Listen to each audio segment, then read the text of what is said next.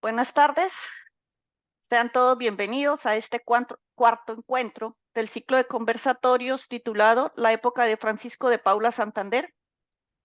El tema que nos reúne hoy es la administración del primer gobierno constitucional de Colombia. Nuestro anfitrión será el profesor Armando Martínez. Él nos hará la exposición de este tema y posteriormente daremos la palabra a los asistentes. Bienvenidos. Muy buenas tardes a todos. En la sesión de hace una semana consideramos un gobierno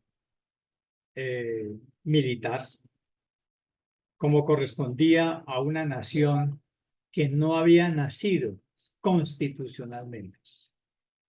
Pero si a ustedes le llegan a preguntar algún día en el examen del ICFES en qué momento exacto nació la República de Colombia, pueden responder tranquilamente que la República de Colombia nació cuando fue aprobada su primera constitución en la Villa del Rosario de Cúcuta. Porque, como los abogados dicen, esa es la carta de cartas. La constitución es la carta básica sobre la cual se soportan todas las demás leyes que anualmente aprueban las legislaturas nacionales. Y la constitución de la Villa del Rosario es la carta de navegación de esta nación de los últimos 202 años.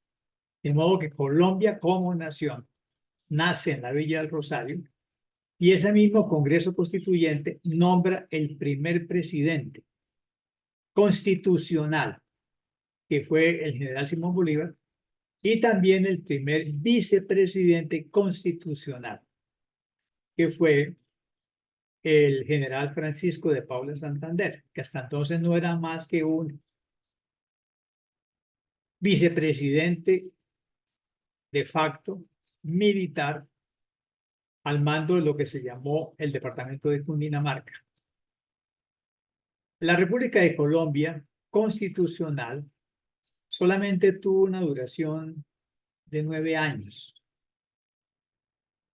porque a finales de 1829 se fue la antigua Capitanía General de Venezuela y el 13 de mayo de 1830 se fue las 3 provincias de la antigua Real Audiencia de Quito para formar el Estado de Colombia en el sur, que finalmente terminó llamándose Ecuador.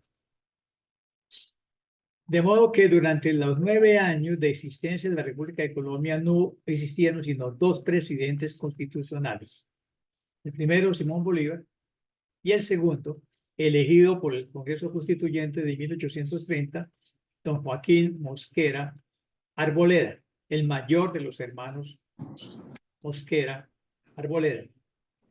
Y no tuvo sino dos vicepresidentes, Francisco de Paula Santander y el elegido en el Congreso de 1830, el general Domingo Caicedo. Y ahí terminan los presidentes constitucionales, porque luego tendremos un golpe de Estado de Rafael Urdaneta, con el cual se cierra la existencia de este experimento político del cual hablamos hoy, que es la República de Colombia. Muy bien. Lo primero que se ordenó en el Congreso de Villa del Rosario es que todas las poblaciones del país tenían que jurar en masa y públicamente la Constitución, y dio el protocolo. El protocolo decía que eso se tenía que hacer en 2 días. El primer día, todos los ciudadanos debían reunirse en el templo parroquial y desde el púlpito el gobernador o la autoridad local leía el texto completo de la Constitución que había sido impreso por la imprenta que llevó a Villa del Rosario Espinosa de los Monteros, un gran amigo de Nariño.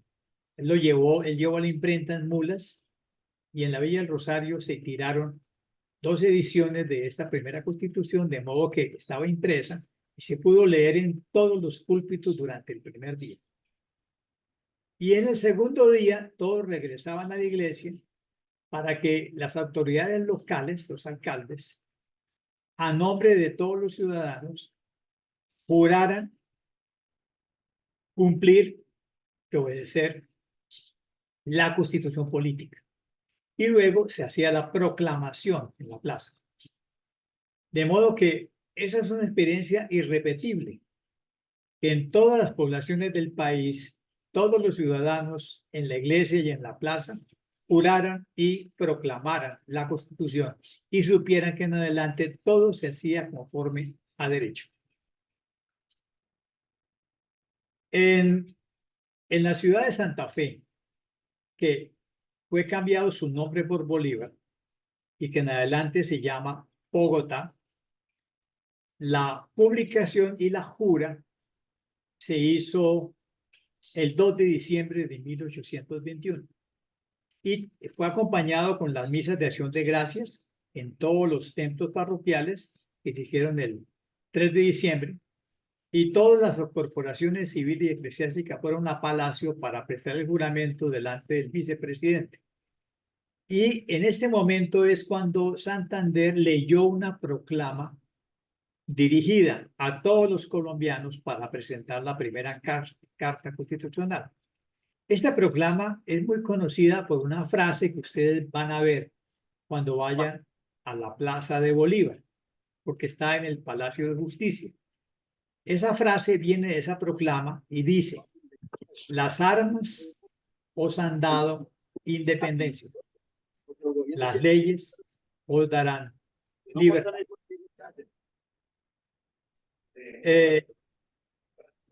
Que es exactamente lo mismo que Santander había dicho 2 años antes, con Restrepo. Vamos primero a hacer la independencia con las armas, con un gobierno militar. Y después, cuando tengamos una constitución, ella nos dice cuáles son nuestras libertades que los gobernantes tienen que respetar. Y quiénes van a ser los ciudadanos de esta nación. Porque se entendía la nación en ese momento a la manera francesa. La nación se entendía como la universalidad de todos los ciudadanos de un país. En ese momento, los 6 atributos del ciudadano incluían la masculinidad. Por eso las mujeres no eran votantes. Y ustedes saben que se estrenaron como votantes hasta 1957. Muy bien. Esto se hizo en todas las poblaciones, de la antigua audiencia de Quito, de la audiencia de Santa Fe y de la Capitanía de Venezuela. En la única parte que fue problemática fue en Caracas, porque los caraqueños argumentaron que ellos no habían estado representados en la Villa del Rosario en el Congreso, porque todavía no se había producido la batalla de Carabobo, y entonces como no estuvieron allá, no querían perder el derecho a hacer objeciones a la Carta, lo cual era falso, porque sí estuvieron en Villa del Rosario 5 caraqueños, pero representando a otras provincias. Entonces el intendente, que es Carlos Anzoátegui, Carlos Sublet, perdón, se lo frenteó y les dijo: qué pena, ustedes me juran la Constitución. Y los caraqueños tuvieron que jurar en el Cabildo la Constitución. Muy bien. A partir de ahora, vamos a tener 2 gobiernos. Un gobierno que va a funcionar en Bogotá con 4 secretarios de Estado, que se reúne todas las mañanas en Consejo de Gobierno. Y otro gobierno a caballo, en la cual va el presidente y en el otro caballo va su secretario general de toda la vida, y que se pone en marcha hacia el sur y estará todo el cuatrienio fuera de la capital de la República, en las provincias de la provincia de Quito y luego en todas las provincias del Virreinato del Perú, tanto de la audiencia de Lima como de la audiencia de Charcas. De modo que el señor presidente no lo veremos en el primer cuatrienio, porque no estuvo. Pero sí estuvo despachando y emitiendo decretos con su secretario general, el general Pérez. Aunque hubo dos gobiernos, el gobierno verdadero que creó toda la organización institucional es el que funcionaba en Bogotá. Y en algún momento Santander, cuando ya terminaron la conquista de las provincias de la provincia de Quito, le dijo: señor presidente, ya es hora de que regrese a Bogotá a administrar. Y Bolívar le contestó: yo administrar, esa no es mi tarea, esa tarea es suya. Yo no administro, ni me voy a gastar mi vida administrando. Yo vine al mundo a la gloria militar y yo me voy al Perú a liberarla, me voy a la audiencia de Charcas y si me dejo, llego hasta Buenos Aires, porque intentó llegar a Buenos Aires. Para mí es la gloria en los campos de batalla. Para usted es ese trabajo miserable de pararse todos los días a las 7 de la mañana para ir al despacho. Usted es el administrador. A mí no me moleste con eso. De modo que el administrador de la cosa pública fue Santander y sus 4 burócratas en 5 secretarías de Estado, que lo acompañaron durante el primer cuatrienio y buena parte del segundo cuatrienio. Porque hay que decir que en 1825, cuando se acabó el primer cuatrienio, ambos fueron reelegidos. Es decir, nosotros conocemos la reelección presidencial y vicepresidencial desde 1825 y fue una lección aprendida porque los constituyentes de 1832 dijeron: como ya aprendimos la lección, nunca conviene en este país que haya reelección inmediata. Espérense 4 años si quieren ser reelegidos. No conviene. Y así sucedió en el siglo XVI, en el siglo XIX, perdón. Tuvimos varios presidentes que repitieron. Me acuerdo en ese momento de Manuel Murillo Toro, de Tomás Cipriano de Mosquera, de Rafael Núñez, pero ellos no lo hicieron inmediatamente. Dejaron que pasara un periodo. En el siglo XX nosotros conocimos 2 que se reeligieron y de los cuales nos arrepentimos. Y ya como estamos arrepentidos, volvimos de nuevo a la cordura de 4 años y repetición jamás inmediata.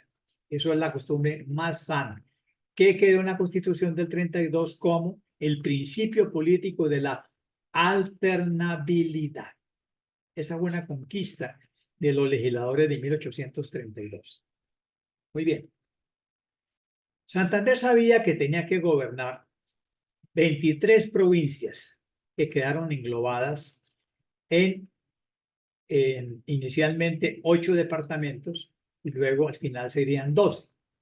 Es decir, la República nace con 23 provincias que venían del siglo XVI y cada provincia era mandada por un gobernador y tenía varias ciudades, cada una con su cabildo. Pero los constituyentes de Villa del Rosario, que eran muy modernos a la manera francesa, introdujeron 2 instituciones territoriales nuevas, francesas, el departamento y el cantón. Entonces, el país fue dividido finalmente en 12 departamentos y cada departamento lo gobernaba un intendente. Y el departamento se dividía en provincias y cada provincia la mandaba un jefe político.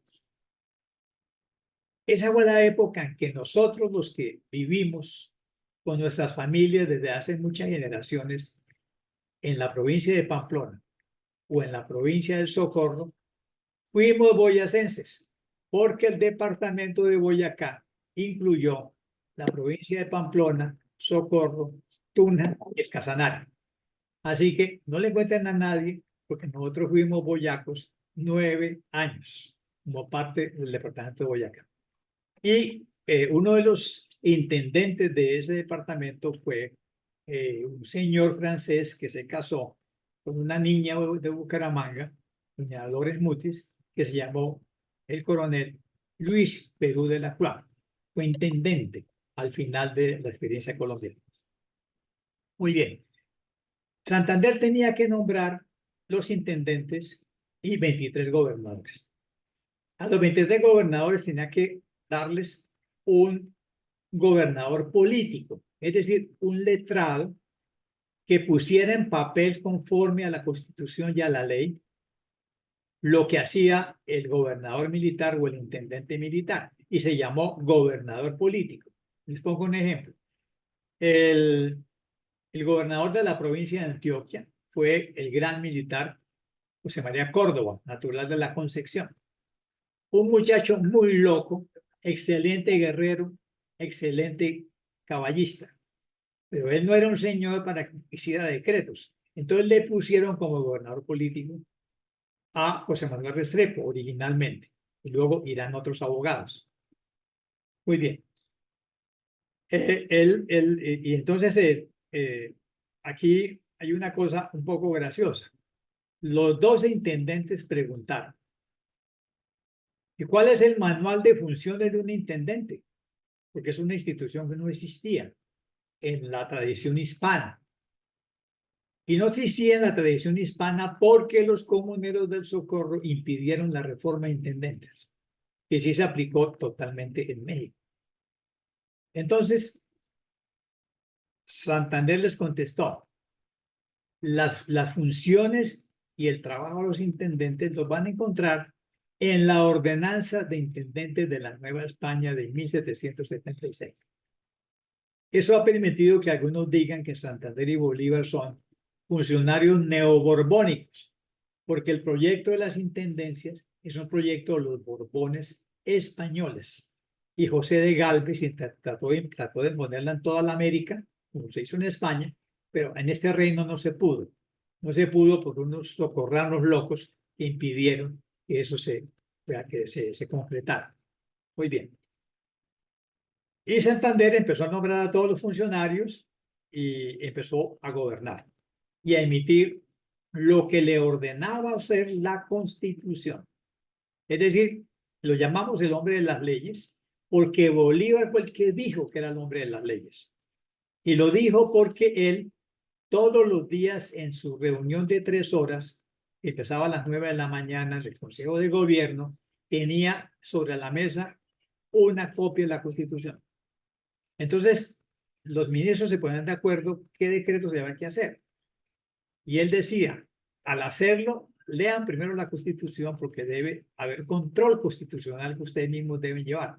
En la tarde se iban todos a sus despachos a verter en decretos lo que habían acordado en la mañana. Y en la noche volvían a reunirse para ver el resultado del trabajo del día. Un trabajo extenuante que Santander llevó durante 4 años. Y fue donde él desarrolló su talento administrativo y nos mostró su gran capacidad de trabajo.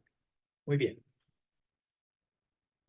Mientras tanto, Bolívar completaba la tarea de traer a Colombia, a las malas o a las buenas, las provincias que quedaban incluidas en el territorio jurisdiccional de Colombia por el principio uti possidetis iuris de 1810. Ese principio internacional dice, aquello que se tuvo en 1810 es aquello que vamos a conservar. Por eso somos dueños de San Andrés y Providencia, porque el rey había escrito esas islas al control del gobernador de Cartagena. Por eso el Istmo de Panamá, con sus 2 provincias, entraron a Colombia. Y por eso entró la audiencia de Quito, porque la audiencia de Quito pertenecía al virreinato. Es decir, el principio uti possidetis iuris fue lo que impidió guerras internacionales durante todo el siglo XIX.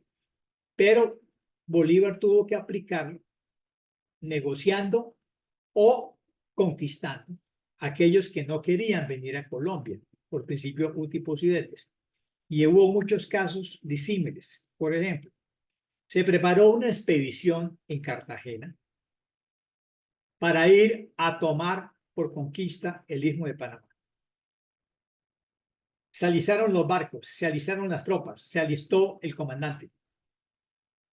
Cuando los panameños se enteraron que venían a conquistarlos, inteligentemente se adelantaron y aprovechando que las tropas españolas se habían ido aquí a Guayaquil, ellos por sí mismos declararon la independencia respecto del rey de España.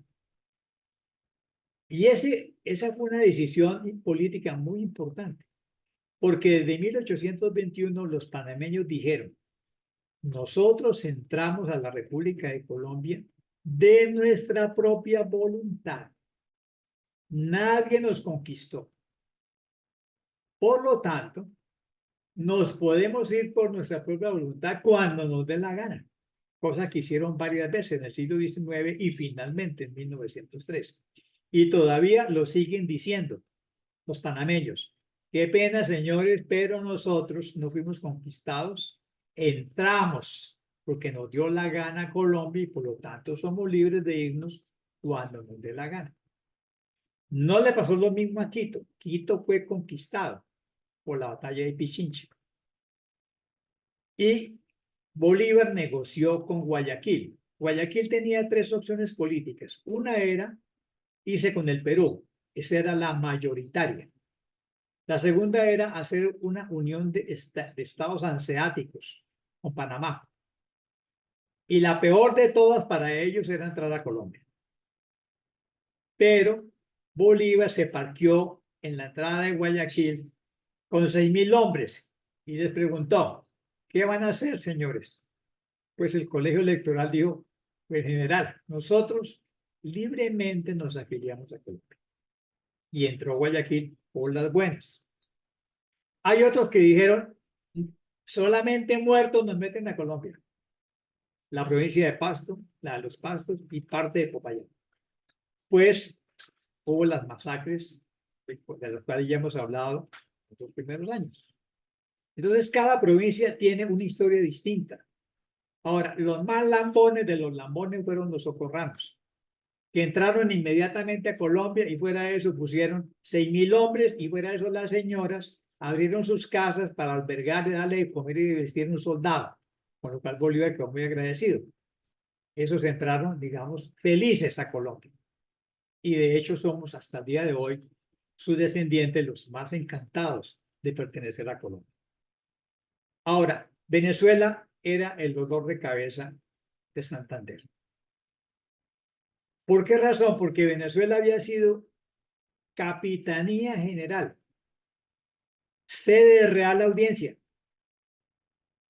Y los venezolanos decían: ¿de cuándo acá nosotros tenemos que obedecerle a los lanudos de Bogotá? Santander sabía que se iban a resistir a las órdenes de Bogotá. Entonces él fue muy cuidadoso al escoger los intendentes y los gobernadores.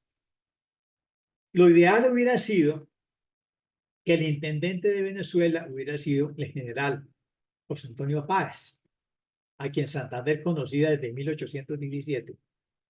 Pero Páez era un loco que no se bajaba del caballo. Entonces él no servía para intendente sentada en una mesa, despachando y firmando papeles. Entonces lo que hizo Santander fue nombrarlo comandante general de la Intendencia de Venezuela. Y puso al general Carlos Sublette, que había sido jefe de Estado Mayor y era un oficial de oficina. Y Carlos Sublette lo hizo muy bien, luego trajo al Marqués del Toro, o sea, trató de buscar la mejor gente. Pero no era muy difícil manejar a los venezolanos porque la mayoría seguían siendo muy realistas. Entonces, que hasta el año 21 no se pudo liberar la provincia de Caracas. Y además de que eran muy realistas, resistían todas las órdenes de Bogotá. Pero Santander se tomó todas las mañas para poderlos manejar, escogiendo los mejores gobernadores y escogiendo los mejores intendentes. Pero todos ya sabemos que ese chiste no duró sino hasta 1826 con la Cociana, cuando por culpa de un llamamiento que hizo el Senado a juicio al general Páez, lo convencieron que no viniera a juicio y se declararan rebeldía. Y esa rebeldía significa que en la práctica, desde 1826, las provincias de Venezuela ya no pertenecen a Colombia. Se quedaron pegadas de las babas, pero se fueron a finales de 1829 y no hubo manera de que regresara. Y Santander hizo todo el esfuerzo, incluso con Páez, para que si viniera a su casa, donde él lo iba a atender, él lo iba a defender en el juicio del Senado. Ahora, el juicio del Senado lo pidieron los mismos venezolanos. Ningún granadino pidió eso.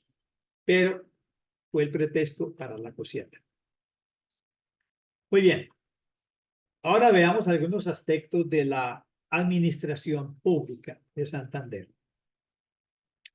Primero, se ordenó que se crearan en cada provincia un colegio provincial y en cada distrito parroquial una escuela de primeras letras.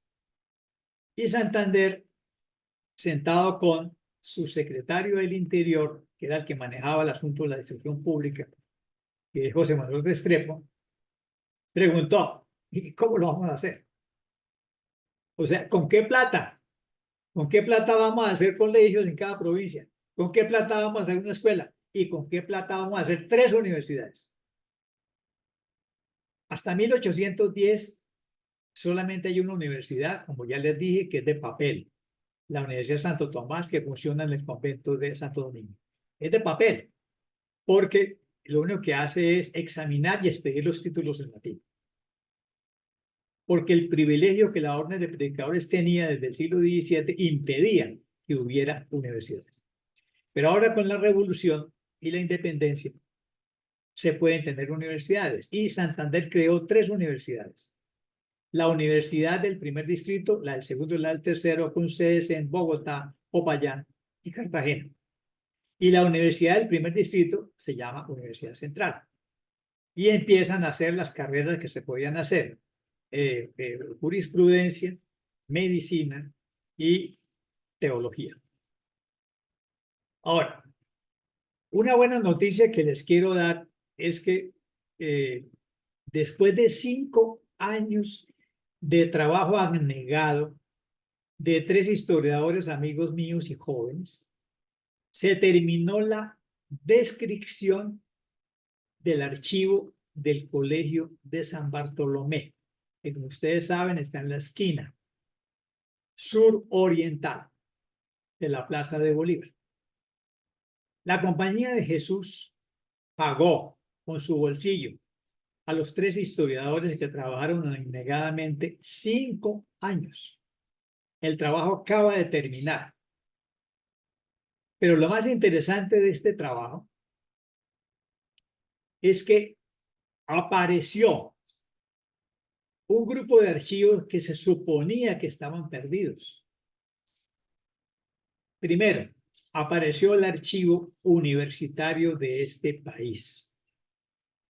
Les quiero avanzar que la Universidad Nacional de Colombia fue creada en 1867 por el presidente Santos Acosta.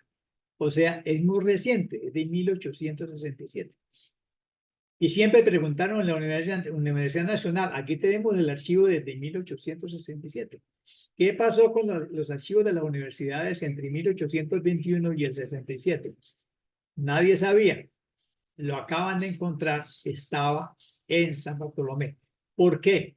Porque la sede de la Universidad Central fue el Colegio San Bartolomé y el edificio de las aulas, que está por la carrera sexta, dando frente a la Cancillería de San Carlos. Entonces, como ahí siempre funcionó la Universidad Central, ahí se quedó el archivo y está completo e intacto. De modo que no sabemos nada del sistema universitario hasta el 67, porque hasta ahora sale a la luz todo el archivo universitario del país, que dará trabajo a unos 10 historiadores en el futuro. Y la segunda cosa que apareció es 24 tomos de documentos del archivo del arzobispado que nos habían dicho que había sido quemado el 9 de abril de 1948. El arzobispado quedaba frente a la Revolución de Arango, donde hoy en día está la manzana de los museos del Banco de la República. Está la Casa de Moneda. Es muy conocida porque en esa esquina cuelga un gigantesco reloj. Ahí en esa cuadra, que es la calle 11, estaba el arzobispado. Fue quemado el 9 de abril. y se nos dijo que todo el archivo había sido quemado. No, señores. Gente abnegada vino, sacó los libros y se los llevó a San Bartolomé y acaban de aparecer y ya en este momento terminó la descripción. De modo que tenemos muy buenas noticias archivísticas para el futuro y es que tenemos el archivo universitario completo. Muy bien. Entonces Santander dijo, miren, vamos a hacer lo siguiente. Negociemos con los dueños de los conventos, que son dominicos, franciscanos, agustinos. Negociamos. Y el negocio fue el siguiente. Conventos que tengan menos de 8 frailes es convento que se acaba y nos ceden el edificio para los colegios provinciales. A cambio, nosotros contratamos a los frailes como profesores y les pagamos un sueldo. Eso es lo que se llaman los colegios santanderistas, que nacieron en el convento de Santo Domingo de Ibagué, que luego se llamó San Simón, Colegio San Simón. El convento franciscano de Vélez, donde nació el Colegio de Vélez. El Colegio Universitario del Socorro, en el convento de franciscanos. Es decir, todos los conventos se volvieron sede de colegios y no le costó al gobierno un peso. Solamente el sueldo del fraile que se quedó enseñando el método de enseñanza mutuo de Joseph Lancaster. Arreglado el problema de los colegios. Las universidades van a agarrar los colegios mayores. Entonces, la Universidad Central tomó San Bartolomé y se anexó el Rosario. La Universidad del Cauca nació en el Colegio Mayor, el Colegio Seminario Mayor. Y la Universidad de Cartagena nació en el Colegio Seminario Mayor. Y tenemos 3 universidades. Muy bien. Solamente nos faltan las escuelas. Entonces ahí sí dijo Santander, qué pena, les toca a los distritos parroquiales escoger una casa y ahí va a ser la escuela de primeras letras. Pues él organizó en un año el sistema escolar, el sistema de colegios y el sistema universitario. Y cada provincia tuvo su colegio. Aquí tuvimos el Colegio Universitario de Vélez, el Colegio San José de Guanentá de San Gil, en un convento, el Colegio Universitario del Socorro en otro convento y el Colegio San José de Pamplona. Faltaba el colegio de la provincia de Soto, que efectivamente vendría en la década de 1830 y que se pagó con un impuesto adicional que se le puso a los vendedores de tabaco en Girón. Ese colegio se llamó el Colegio de Florida Blanca, que abrió sus puertas en 1833. Aunque se llamó Colegio de Florida Blanca, realmente su sede estaba en Girón. ¿Por qué? Porque Girón puso la plata del tabaco y puso la casa, que es donde está actualmente la Plaza Peralta. Muy bien, esa es la gran obra que dejó Santander, la gran obra educativa que se la impuso los constituyentes de Villa Rosario. Por eso es que yo no perdono que 3 veces hayan derribado la estatua de Santander en la explanada de la Universidad Nacional de Colombia para reemplazarla por un guerrillero argentino que se especializó en fusilar cubanos. Eso es imperdonable, pero así funciona este país. Muy bien.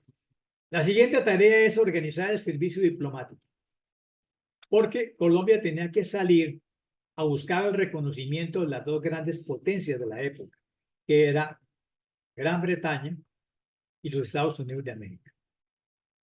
Y los Estados Unidos sabían que tenía que ayudar a Colombia con el reconocimiento y es el primer país que lo va a reconocer. Y de inmediato Gran Bretaña lo reconoció, porque sabía que si se demoraba mucho, el Caribe Norte sería para los Estados Unidos, como en efecto ocurrió. Entonces, se enviaron los primeros diplomáticos a gestionar el reconocimiento de la nueva nación, se consiguieron y y se enviaron otros diplomáticos que ayudaran, y sobre todo había que mandar un diplomático muy especializado al Estado Vaticano. ¿Por qué era tan importante restablecer relaciones con el Estado Vaticano? Porque la guerra civil había dejado este país sin obispos, exceptuando el de Popayán, que fue convencido, a pesar de ser español, que se quedara a cuidar a sus ovejas. Bolívar le explicó al obispo de Popayán, español, que había ayudado a los pastusos en la resistencia, le dijo: usted no se puede ir, porque usted me va a dejar las ovejas de su mies, su feligresado, huérfano. Y con ese argumento se quedó. Pero todos los demás no estaban, se fueron todos. Santa Fe, Bogotá no tenía su obispo. Hubo un cabildo catedral, un deán que lo reemplazó. Entonces, ¿quién nombra a los obispos? El Papa. Así que había que mandar un embajador que convenciera al Papa que reconociera a Colombia. Y después de eso, que nombrara a los primeros obispos propuestos por el Ejecutivo. Esa tarea le tocó hacerla a un socorrano, Ignacio Sánchez de Tejada, que había sido oficial mayor de la Secretaría del Virreinato, que había estado en las Cortes de Cádiz, el cual tuvo que huir cuando Fernando VII regresó, y que se instaló en Roma. Pero don Ignacio Sánchez de Tejada, que aguantó mucha hambre, porque no se le podía mandar dinero para que sobreviviera, se dio sus mañas para llegarle al Papa, pero el Papa le mandó decir que tuviera paciencia, porque estaba instalado el embajador de Fernando VII. Y él no se iba a pelear con el rey de España por reconocer a una republiquita que acababan de hacer. Así que fue muy difícil conseguir el reconocimiento, porque el embajador de España se atravesó. Y como ustedes saben, España solamente restableció relaciones con Colombia en la primera administración Núñez, o sea, hasta 1880. Tuvimos 60 años sin relaciones. Pero finalmente, a través de un cardenal, Ignacio Sánchez logró que en 1828 nombraran los primeros obispos republicanos sin necesidad de reconocer la independencia de Colombia. Uno de esos obispos fue un paisano nuestro, José María Esteves, que fue nombrado obispo de Santa Marta. Y era natural de Bucaramanga. Muy bien. El siguiente problema es el problema que han tenido todos los gobernantes desde la primera administración: controlar los fraudes de las rentas nacionales, lo que modernamente llamamos la corrupción. A Santander le llegaban noticias que estaban robando plata en la aduana de Cartagena. Se estaban enriqueciendo. En todas partes robaban, en todas las cajas nacionales. Así que él hizo un gran esfuerzo para poner a la mejor gente que le permitiera controlar todos los fraudes en la hacienda pública, que se van a prolongar durante todo el siglo XIX. Así que no se asusten con los gobiernos actuales que se roban 380.000 millones. No, es que eso viene desde el primer día y fue un problema muy grave de Santander. Aprovechar una caja redonda, una caja nacional, el cobro de una aduana, el cobro de una alcabala para robar. Pero él le metió muchas ganas a tratar de controlar los fraudes, tratando de escoger los mejores funcionarios y más probos. Muy bien. Ahora, el otro problema de Santander grave es con qué plata va a armar la administración pública. Bolívar había enviado a negociar un empréstimo con Francisco Antonio Sea. Ya sea lo embaucaron en la City. Lo hicieron gastar todo lo que pudieron. Le hicieron firmar todos los pagarés que pudieron. Y cuando él se dio cuenta de todo lo que le habían hecho los comerciantes de la City para robarlo, con el primer empréstito, no le quedó otra opción que irse de este mundo por su propia mano, cosa que haría al sur del río Támesis. Luego fue enviado otro a tratar de recuperar, pero eso fue un desastre. Santander entonces encomendó a dos comerciantes antioqueños, encabezados por San María Ruble, a que fueran a negociar otro empréstito de 20 millones de pesos, que era más o menos 6.500 libras esterlinas. Lograron negociarlo y ese se llama el empréstito de 1824, que le permitió a Santander tener fondos para la administración pública, pero buena parte se gastó en adquisición de buques para la defensa del Atlántico, para la batalla de Maracaibo y para una supuesta expedición contra San Juan de Ulúa y para liberar Cuba. O sea, buena parte se perdió en la expedición naval. Y esa plata nunca llegó a Bogotá. Esa plata se quedó en Cartagena, en manos de Montilla, o se quedó en Caracas. Sin embargo, con lo que alcanzó a llegar, hizo que el Estado funcionara hasta 1827. Muy bien. El siguiente problema que tiene que hacer Santander es la orden que dieron en Villa del Rosario de que había que crear una nación de ciudadanos. Y el ciudadano se le define como una persona que es libre, autónoma, igualitaria y solidaria. Y todos deben ser ciudadanos, si son varones. El problema es que él heredó 80.000 esclavos y heredó una cantidad de comunidades indígenas que vivían en tierras de resguardo y que su ahorro iba a cajas de comunidad que manejaban los frailes. Entonces, eliminar 80.000 esclavos sin tener un peso era muy difícil. Inglaterra lo pudo hacer porque tenía la plata y salió y los compró todos.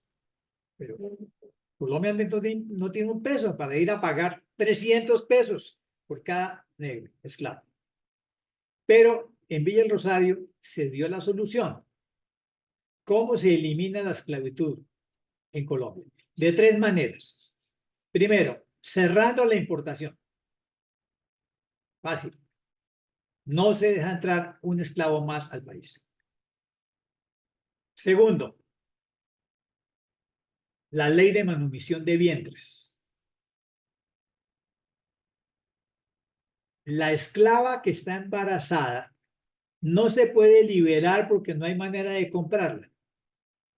Pero el fruto de su vientre sí se puede manumitir cuando cumpla 18 años. Es como en el negocio.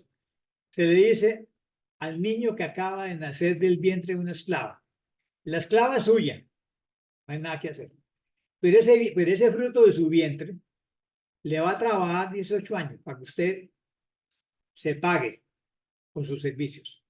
Y el día que cumple 18 años, el Estado le da la boleta de libertad. Eso se llama la manumisión del fruto del vientre de la esclava, que no cubre a la esclava. Muy bien. Y la tercera opción se llamó manumisión pura, es decir, comprarlos y liberarlos. Pero para eso hubo que crear fondos de manumisión y cajas de manumisión. Y las cajas de manumisión recaudaron un impuesto que se puso sobre los legados y las herencias. O sea, cada vez que alguien heredara, se le cargaba un impuesto que iba a las cajas de manumisión. Y cada año preguntaba: a ver, en Bucaramanga, ¿cuánto hay en la caja de manumisión? Hay 1.200 pesos. Listo. Con eso compremos 4 esclavos y los liberamos.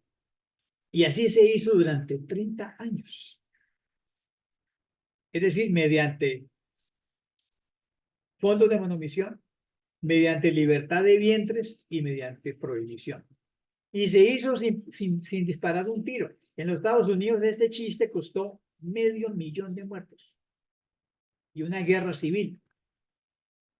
Aquí no costó un muerto, pero había que esperar 30 años. Y en 30 años ya vino José Hilario López y preguntó, a ver, ¿cuántos quedan? Dijeron, quedan como unos 12.000 viejitos. Entonces digo, pues vamos a comprarlos. Y los compraron con bonos de manomisión. Y se acabó la esclavitud a partir de 1853, donde les puedo asegurar que no volvió a haber un esclavo ni para un remedio. Eso que hizo Santander, ¿qué es? Se llama una reforma de la sociedad, eliminando un grupo humano que no puede existir porque viola la Constitución, que dice que todo hombre es libre. Ahora, ¿qué hacemos ahora con los indios? Los indios tienen que ser ciudadanos. ¿Y cómo se vuelven ciudadanos los indios? Primero, no cobrándoles tributo de indio.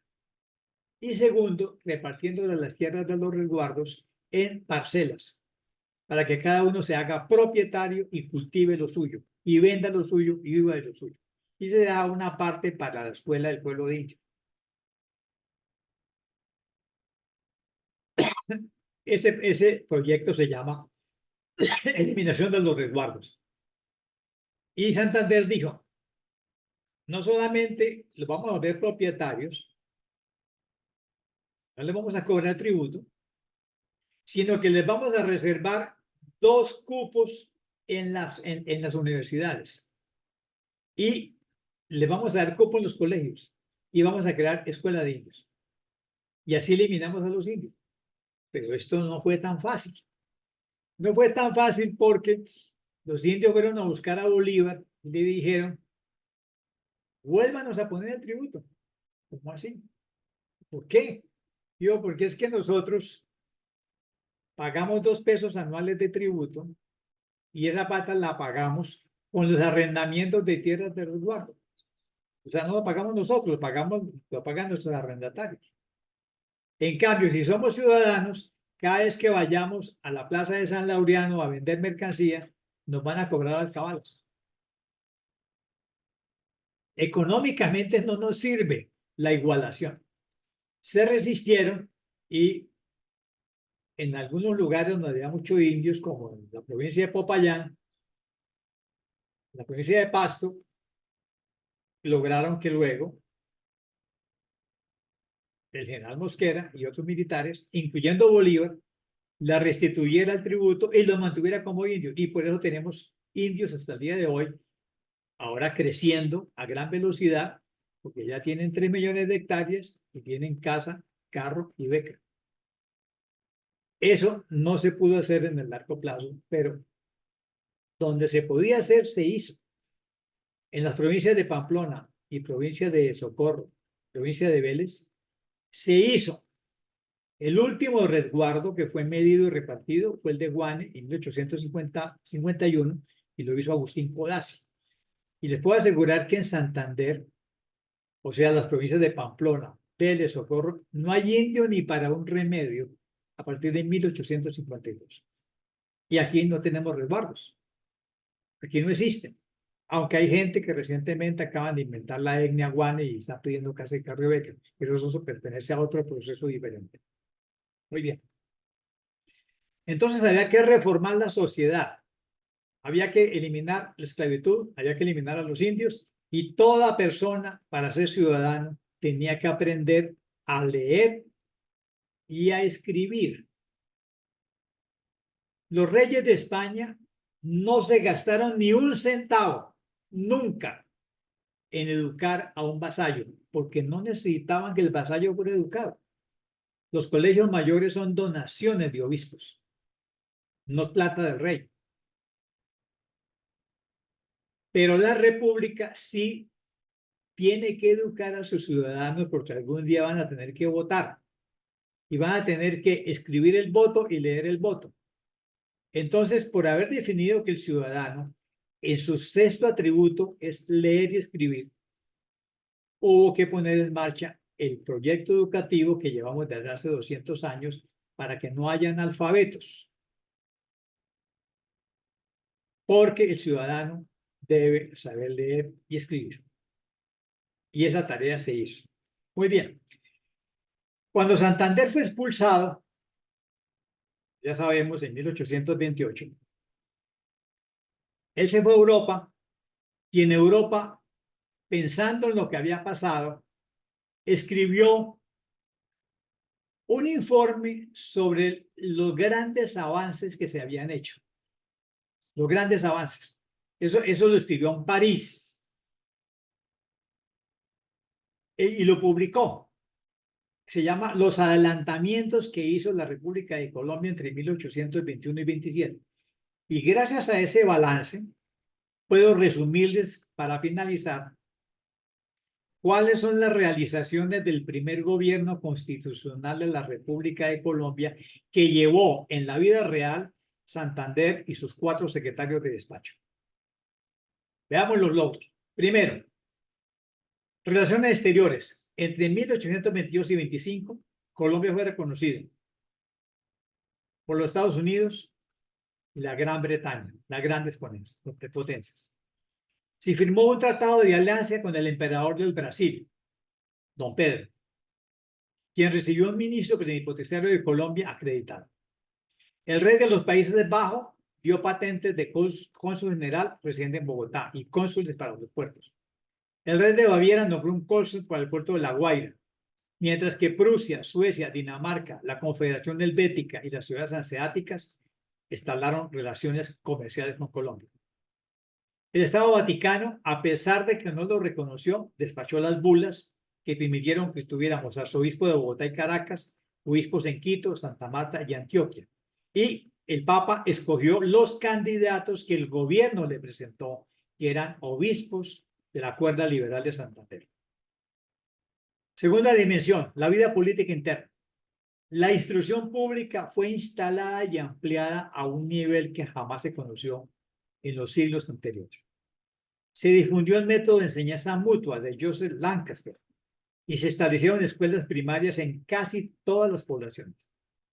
Se hicieron colegios y seminarios en Bogotá, Popayán, Quito, Santa Marta, Panamá y Mérida. Se abrieron colegios nuevos en Cali, Ibagué, Santa Fe de Antioquia, Tunja, San Gil, Pamplona, Guanare, Cumaná y Guayana. El colegio de Pinillo de Monpós se restauró y se hicieron casas de educación en Pasto, Buga, Honda, Vélez, El Socorro, Tocuyo, Valencia y Pora. Se aprobó el primer plan de estudios republicanos y se fundó la Universidad Central de Bogotá, cuyo archivo acaba de aparecer. Se reformaron las universidades de Quito y Caracas.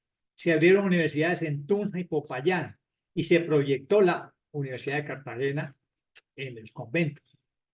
La Real Biblioteca de Santa Fe, que había sido la biblioteca de la Compañía de Jesús, se convirtió en la Biblioteca Nacional. Se proyectó el Museo Nacional para ofrecer lecciones de química, mineralogía y botánica. Y se creó la primera Academia Nacional de Colombia. Y también se abrió el Protomedicato y la Academia de Abogados. Ahora, Santander dice, durante mi gobierno la imprenta gozó de plena libertad. Tuvimos 5 legislaturas constitucionales entre el año 23 y el 27, de donde salieron todas las leyes. Los tribunales de justicia funcionaron con independencia. Se trabajó en el texto del primer código criminal, que no alcanzó a ser sancionado por el Congreso. Se cedieron miles de fanegadas de tierras baldías a varias compañías de personas que querían trabajarlas. Se recibieron 200 colonos en Caracas dispuestos a trabajar.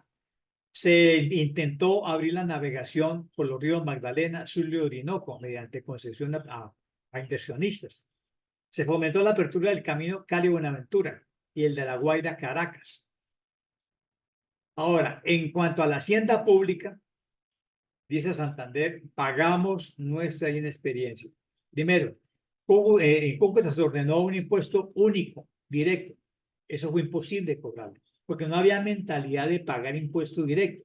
De modo que hubo que volver a los impuestos indirectos que fueron heredados del Estado español. El empréstito de 20 millones de pesos le dio liquidez a la administración, por lo menos hasta el año 27. Se adquirieron buques para la primera escuadra naval, que fue la que fue usada en la derrota de la flota española surta en La Habana, gracias al general José Padilla López. Y el triunfo de José Padilla López en Maracaibo significa que los marinos derrotados firmaron una carta comprometiéndose a jamás volver al mar Caribe colombiano, con lo cual tenemos desde ese año, en la batalla de Maracaibo, tenemos lo que se llama nuestro mar territorial. Se fomentaron la renta del tabaco. Bueno, en guerra y marina se organizó el ejército permanente, se le dio justicia criminal. La marina militar, que había empezado solamente con naves de corso, ya en el año 26 tenía una flota propia para la defensa del mar territorial. Cuando la República de Colombia terminó, la Armada tenía 10 instituciones. Tenía el Apostadero Marina de Cartagena, el Arsenal de Marina de Cartagena, la Escuela Náutica de Cartagena, 6 capitanías de puerto que funcionaban en Cartagena, Panamá, Santa Marta, Riohacha, Portugal y Candelaria. Tenía una compañía de infantería y marina en Cartagena.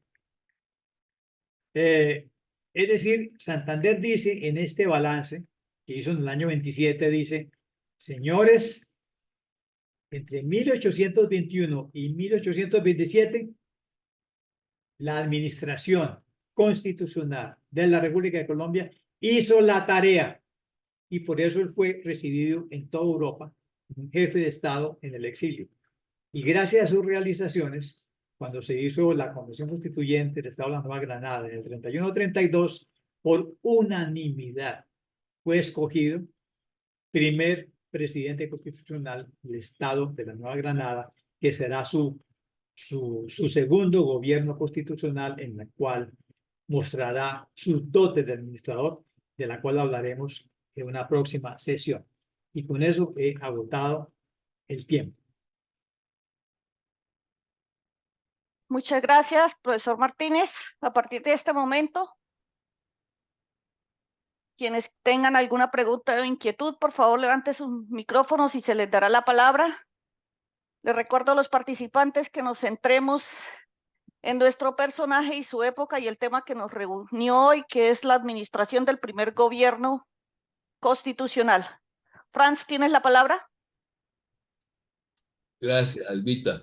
Muy amable, Armando. Como siempre, magnífica la ilustración y afortunados los que podemos estar en este espacio y los que podemos leer el libro que está circulando de sus puño y letra y muchos años de estudio.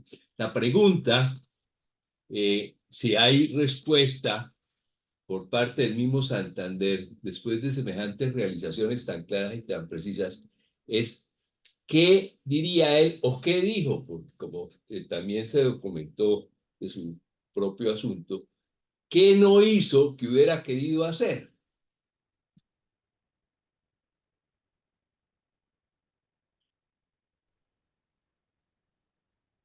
Pues muy buena pregunta, Francia. Muy buena pregunta. ¿Cuáles son sus frustraciones? La gran frustración, y me imagino de todos los gobernantes que le siguen, es no haber contado con los recursos financieros para haber hecho con más amplitud los objetivos de gobierno. Él pudo funcionar con el empréstito el año 24, pero él siempre sentía en sus cartas que había mucho por hacer, pero era tan grande Colombia, o sea, hoy en día son 3 naciones distintas, que era muy difícil poder repartir el dinero a todas partes.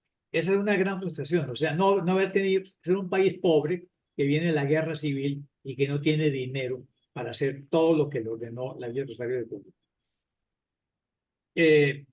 Su gran satisfacción, por supuesto, fue haber creado un Estado de derecho, que todo se hiciera conforme a la Constitución y las leyes. Ahora, su gran frustración fue no haber podido anticipar la Josiata de 1826. O sea, él se olió que traer al general Páez a juicio en el Senado para juzgarlo por una tontería, unos excesos de unos soldados capturando unos señoritos de Caracas para que fueran a prestar un servicio en milicias regladas. Él solió que esto podía traer muchos problemas, pero no logró convencer a Páez de presentarse y salir airoso. De modo que él siempre lamentó no haber tenido la capacidad para haber impedido la separación de la Intendencia de Panamá. A él le fue muy bien con la iglesia porque la iglesia lo apoyó todo el tiempo. No solamente le cedió rentas decimales desde el primer momento, sino que los párrocos pronunciaron cientos de discursos en favor de la asistencia de la República de Colombia, apoyando al gobierno. A él le fue muy bien con el clero. El clero ayudó muchísimo a la existencia de la República de Colombia. Le fue muy bien con los diplomáticos que escogió. Pero normalmente su insatisfacción, a pesar de que él quedó muy satisfecho, creo que su gran insatisfacción es la de un gobernante responsable, no haber podido hacer más por falta de recursos. Muchas gracias. Eduardo, ¿tienes la palabra? Buenas noches. Bueno, en primer lugar, felicitar a Armando por esta brillante presentación. En segundo lugar, pues, darle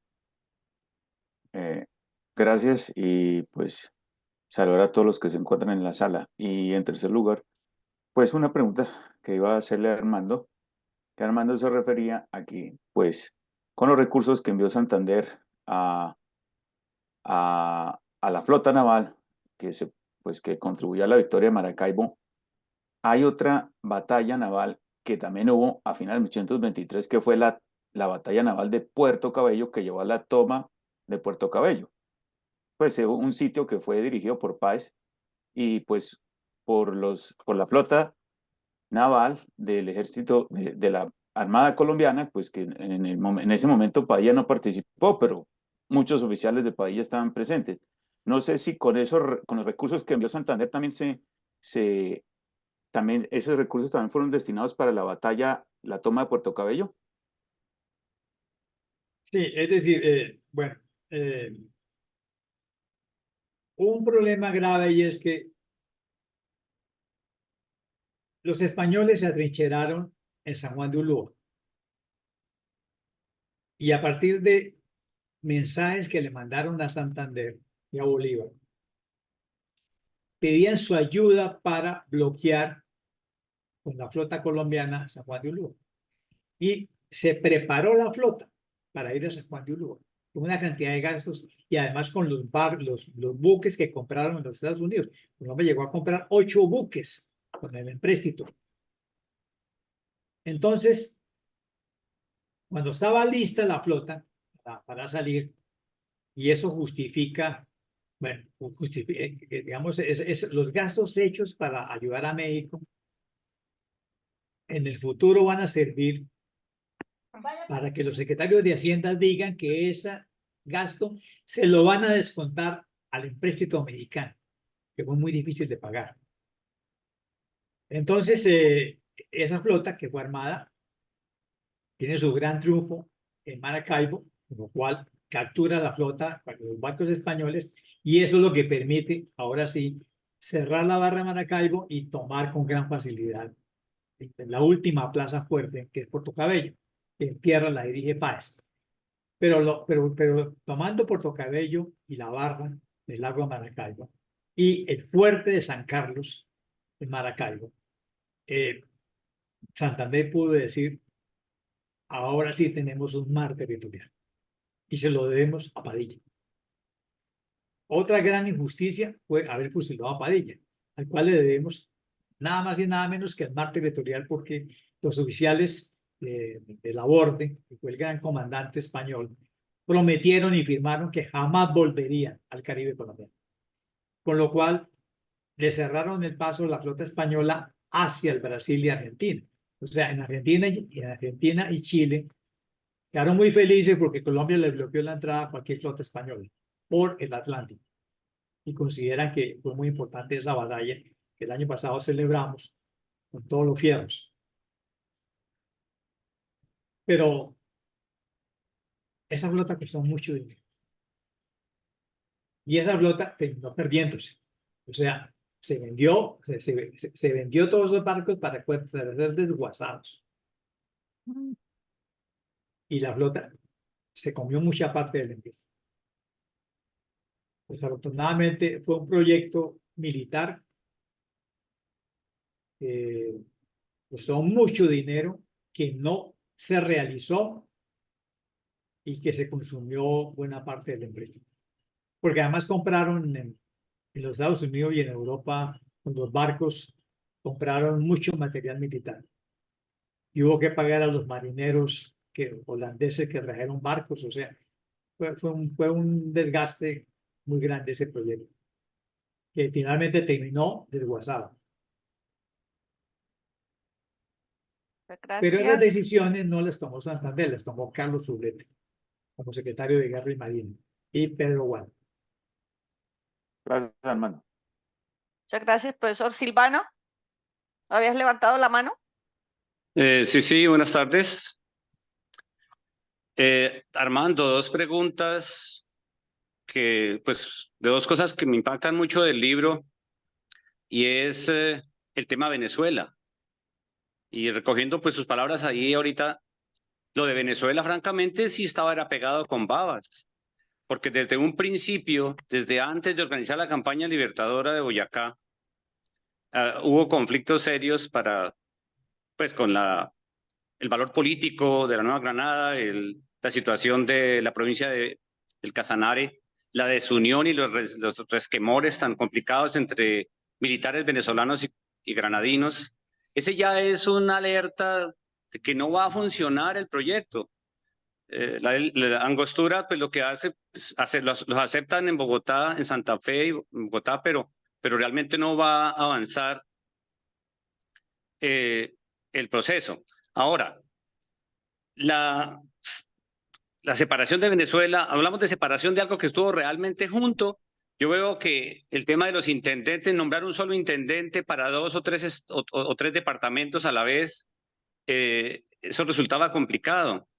Eso no funcionó. Yo lo que veo es que, y finalmente Páez, hay tres partidos políticos allá, tres posturas muy complicadas, conservadores, realistas. Bueno, yo vi en su libro que el tema Venezuela es muy precario y no hizo parte real del proyecto de la República de Colombia. Eso por un lado. Y por otro lado, sí me gustaría un poco mirar cómo es que funcionan aquí los dos gobernadores en las provincias granadinas, y Santander finalmente no le funcionó no le funciona en Venezuela. Páez toma partido, lo convencen, lo cooptan allá los demagogos, y hay ese problema con el Congreso que usted explicó. Pero en síntesis, no funcionó el modelo de Estado para Venezuela. Venezuela fue ingobernable. Un poco lo que deja ver su libro y su palabra aquí ante nosotros. No sé si quieras ahondar en el tema porque me Sí, parece lo más trascendental. las dos preguntas las contesto con esto que yo encontré en mi investigación.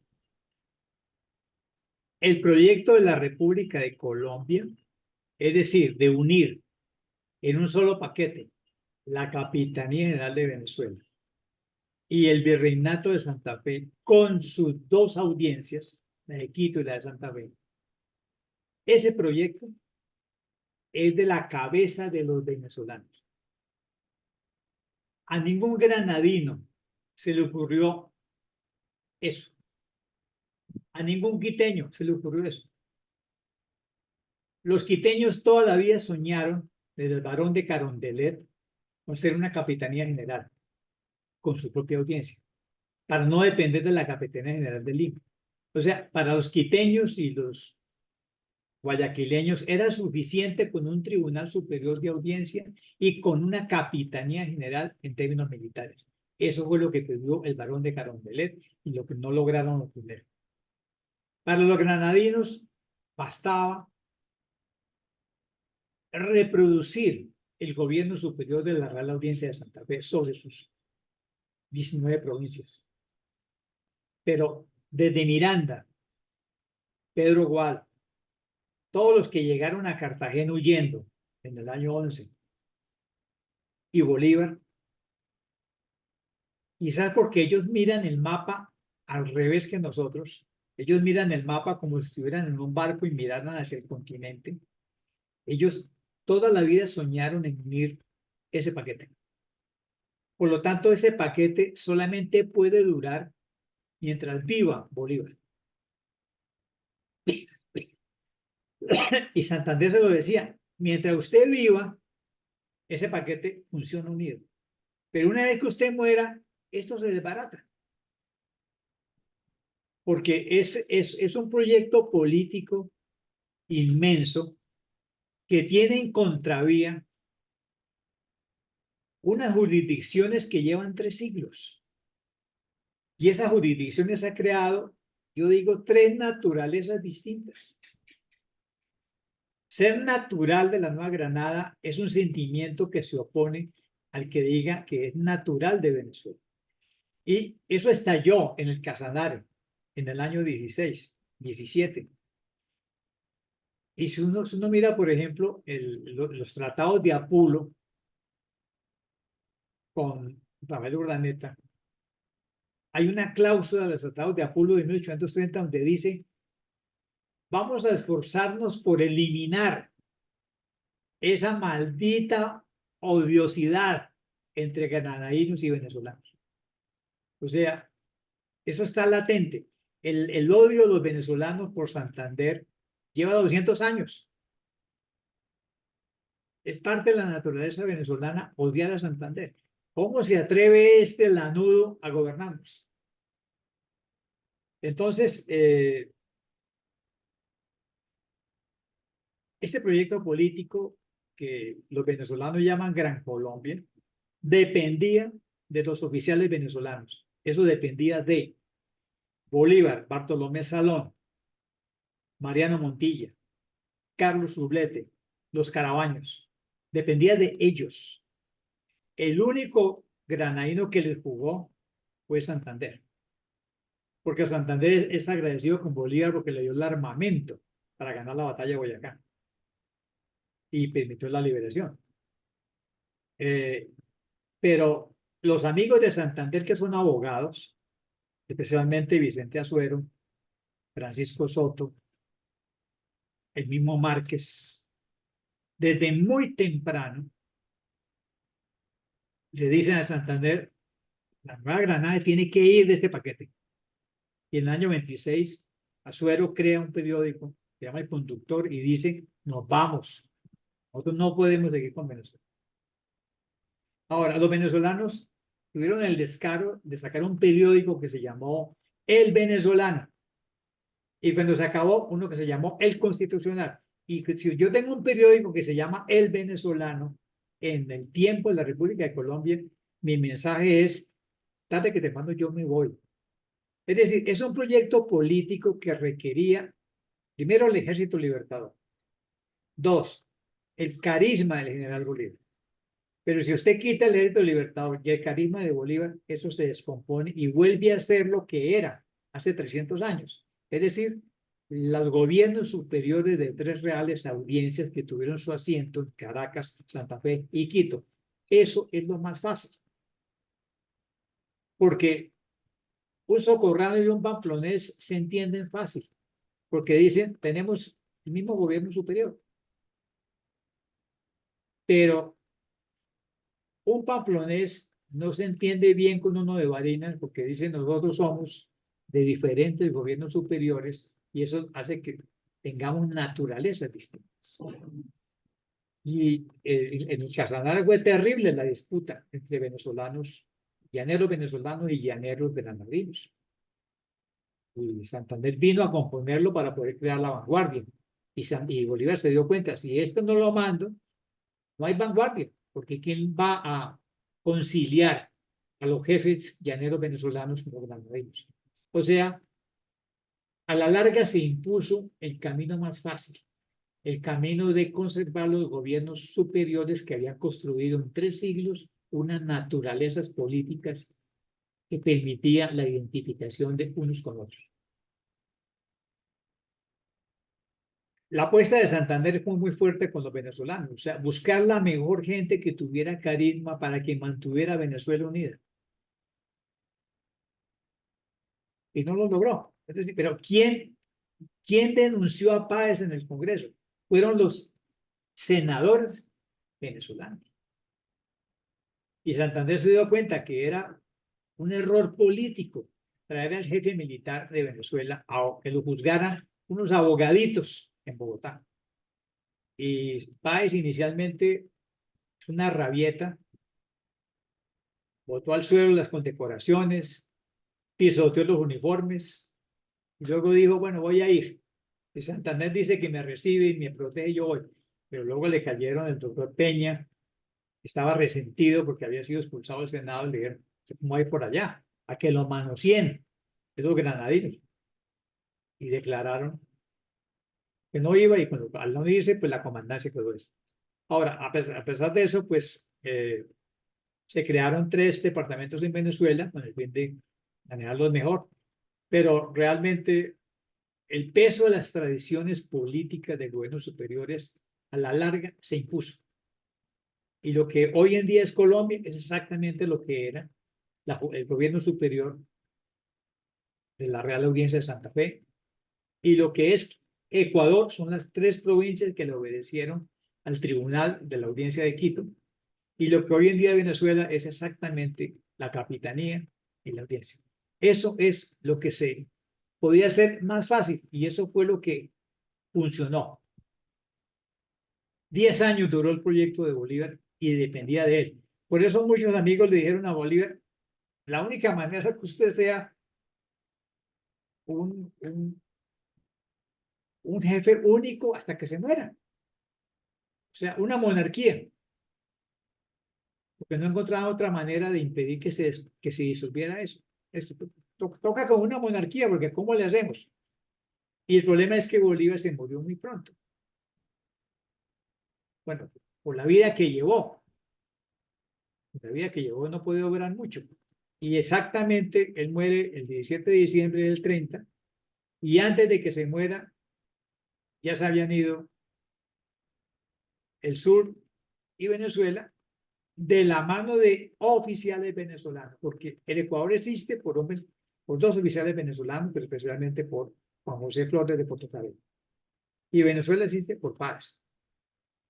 De modo que una vez que se fueron, lo que quedó se llamaba los restos de Colombia. Fue lo que quedó. Y con los restos de Colombia se creó de nuevo la Nueva Granada, que es lo que somos nosotros en el fondo, en nuestro corazón, neogranadinos. Muchas gracias, profesor. Elena, vas a leer una pregunta que estaba en el chat para el profesor. Seguimos con Carmen C. y posteriormente Eduardo. Armando Blanca Feliz Alarcón pregunta, ¿cómo fue la evolución de la Universidad Central? Mira, a la Universidad Central Santander le dio todo. Le dio el edificio de las aulas, el edificio de San Bartolomé, el convento de Santa Inés, el convento del Hospitalario de San Juan de Dios. O sea, fue el consentido de Santander porque le dio los mejores conventos y edificios que habían en el centro de Bogotá para que emocionara medicina, jurisprudencia, teología, y la escribió incluso, el Rosario. Ahí se formó toda la generación. La primera generación republicana se formó ahí. La generación que se formó con el plan de estudio de Mariano Espina Rodríguez se formó ahí.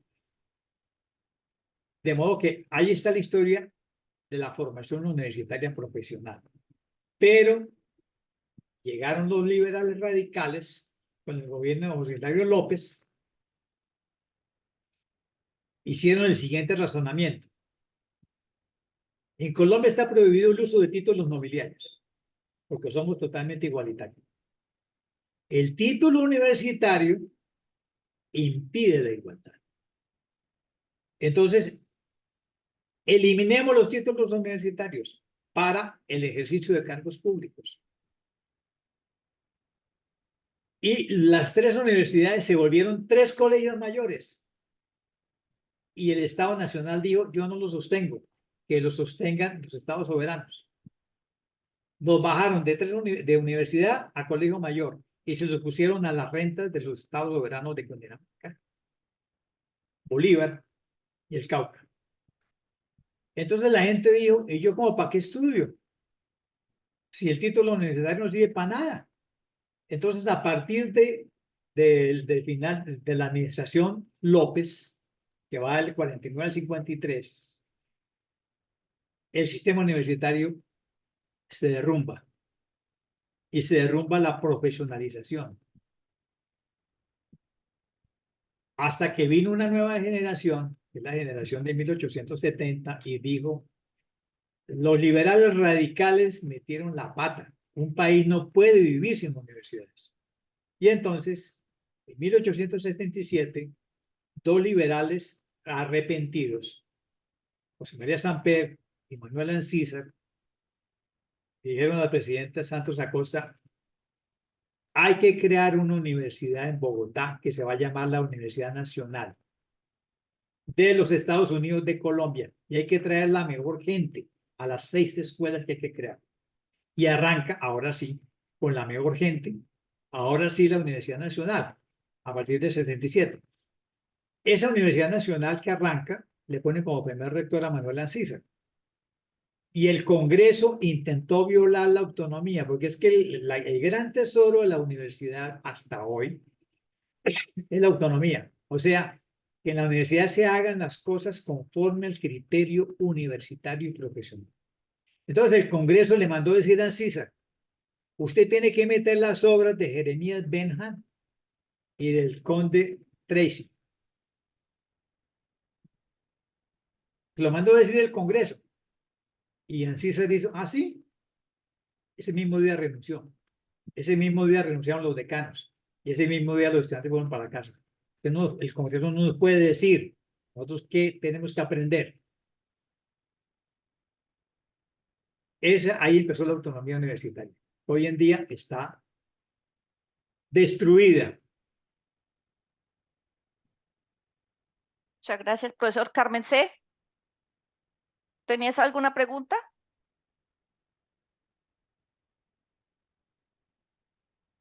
Carmen C. El ¿Puede, micrófono. ¿Puede levantar el micrófono, Carmen C?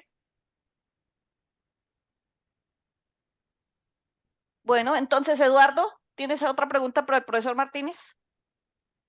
Sí, gracias, Salva. No, para Armando, una pregunta. Es que uno, haciendo investigaciones sobre las campañas de Bolívar, ya cuando Santander está de presidente encargado de la República, ve que Bolívar, pues también desde Quito y Perú, pues bueno, y también el Alto Perú, posterior a Ayacucho y Tumuzla, también enviaba decretos para la República de Colombia. Entonces, no sé si en ese orden de ideas, Bolívar ejercía como presidente también titular, como jefe de Estado, mientras que Santander asumía una posición de jefe de gobierno. Entonces se separaban las carteras de jefe de Estado y jefe de gobierno. Llegaron a tener esa organización. O Santander tuvo un poder de jefe de Estado y jefe de gobierno. Bueno, efectivamente, como presidente de la República, Bolívar emitía todos los días decretos que cubrieron el sur y se aplicaron en el sur. Y Santander, con sus secretarios, también emitía diariamente decretos. O sea, había dos gobiernos emitiendo decretos y ambos eran legítimos y ambos se aplicaron. Yo no sé si Bolívar tuviera en la cabeza que él era el jefe del Estado. ¿Por qué? Porque en ese momento pesa mucho las legislaturas. Se le tiene mucho respeto al poder legislativo porque concentra la soberanía de la nación. Entonces, no, él se hace llamar libertador presidente. Nunca usó jefe de Estado. Él es libertador presidente toda la vida. Y Santander es vicepresidente. Ellos hacían gobierno y trataban de negociar con las cámaras legislativas. Entonces yo creo que aún no tiene claro esa diferencia moderna entre el jefe del Estado y el jefe del gobierno. Eso ya es del siglo XX, esa diferenciación. Muchas Ahora gracias. sí Otra ya pregunta. tengo, Albita, ahora sí ya Listo, tengo. Carmen C. Vamos a hacer tu pregunta y vamos a cerrar. Bueno, muy bien. Gracias, Armando. Primero que todo, mil gracias, Armando. Pues aparentemente no tendría ninguna pregunta más que hacer después de semejante grandiosa exposición. Pero me cabe preguntar lo siguiente. Si sistemáticamente Santander decía que renunciaba a la vicepresidencia sistemáticamente, ¿cómo puede de pronto entenderse que regresara? Claro, porque lo eligieron, pero como si tuvo deseos, por decir de alguna manera, de regresar a la presidencia de la República. Eso es una cosa. Y lo otro, con relación al Congreso Anfictiónico de Panamá, que en tu libro tú señalas que definitivamente Bolívar en ese momento, en el año 26, fue que se sintió pues defraudado y pues entendió que la idea que tenía de continuar en digamos, trabajando por el país, por la Nueva Granada, como que se derrumbó su interés, digamos, político en ese momento. Bueno, el plan de Santander era hacer el primer cuatrenio, que lo hizo bien, y quizás el segundo cuatrenio porque fue reelegido. Pero él decía, yo cuando termine mi segundo cuatrenio, mi plan es irme a Europa. Yo necesito aprender el mundo. Y él hizo, hay muchas cartas donde él, a los colombianos que son ministros en el extranjero, les pide datos. O sea, él se estaba preparando para irse 4 años.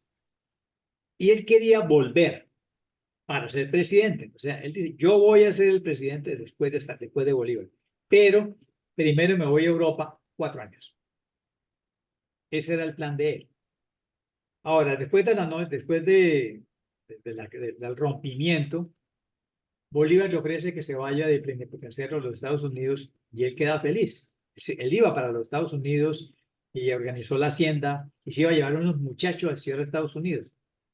Él estaba listo para irse con su plan y prepararse en Europa, Estados Unidos y volver, ahora sí, a ser presidente. Se atravesó la conspiración septembrina, le quedan la muerte y sale desterrado, con lo cual de todas maneras hizo su plan, estar casi 4 años fuera.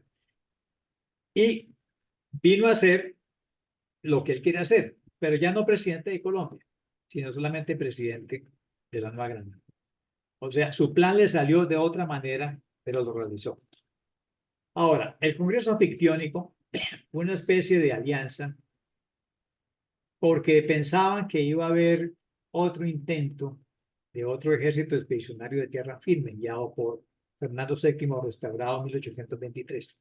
O sea, ante la restauración de Fernando VII como monarca absoluto con las tropas francesas, ellos pensaban que en el 24 iba a venir otra expedición, mucho más grande. Entonces, el Congreso Anfictiónico es una manera de aliarse todos los estados sudamericanos con México para ayudarse mutuamente. Pero fue un fracaso total, porque los diputados peruanos vinieron a sabotear el proyecto de Bolívar. Y porque los Estados Unidos ya tenían en su mente América para los americanos. O sea, Europa no puede meter la mano aquí y Estados Unidos le interesa que esos agarren la onda. América es para nosotros los americanos y los europeos fuera. Los peruanos hicieron todo lo posible por destruir esto. Y finalmente de ahí no salió nada, nada. luego se trasladó a Tacubaya. Los peruanos hicieron todo lo posible. Esto no funcionó. No funcionó. Y yo creo que esto no funciona nunca. O sea, cuando uno piensa en la gran mentira que se llama América Latina, es la mentira más grande en política, porque siempre los estados suramericanos se están peleando uno con los otros por cualquier motivo. O sea, no hay la más mínima voluntad de integración a largo plazo. O sea, ¿cómo es posible que México pida que expulsen al Ecuador de la ONU con el gobierno que acaba que está entregando? O sea, la voluntad de integración sincera no existe. Y todos los casos que uno examina dice, estaban cañando, no estaban hablando en serio, porque cualquier oportunidad para pelearse sale. Es decir, esto no es la Comunidad Europea. La Comunidad Europea pudo funcionar porque todos soportaron una terrible 2 guerras mundiales. Y en la segunda dijeron, hay que crear Europa. Y Jean Monnet se puso las pilas. Pero porque ellos tenían 30, 40 millones de muertos. Entonces la Comunidad Europea tenía sentido para que no volviera a ocurrir eso. Pero nosotros que no hemos tenido realmente sino guerritas, no hay manera de convencer que dejen de pelear. Y ni siquiera hemos sido capaces de arreglar los límites territoriales. Y siempre tenemos Perú contra Ecuador, Venezuela contra Colombia, Venezuela contra Guyana, Argentina contra Chile, y ahora Ecuador contra México. O sea, siempre es buscando la manera de no integrarse. Yo, a mi edad, ya con mis años y mis canas, no creo en nada que se llame América Latina. Me parece la gran mentira de la política nuestra.